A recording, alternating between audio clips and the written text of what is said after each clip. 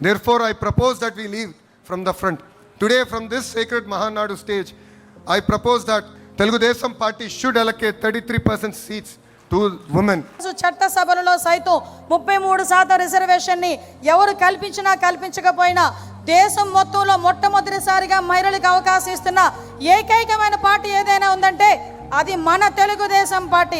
మహిళలకు చట్టసభల్లో 33% రిజర్వేషన్ కల్పించి వారిని రాజకీయాల్లో నిర్ణయాల్లో సమాన భాగస్వాములుగా నిలబెట్టడమే ఈ చట్టం యొక్క లక్ష్యం. మన నాయకుడు నారా లోకేష్ గారు 33% రిజర్వేషన్ మహిళలకు కేటాయిస్తాము, మహిళా క్యాండిడేట్లను ఎంపిక చేసేటప్పుడు 33% రిజర్వేషన్ ప్రకటిస్తామన్నందుకు ధన్యవాదాలు తెలియజేసుకుంటారని కోరుకుంటున్నాను.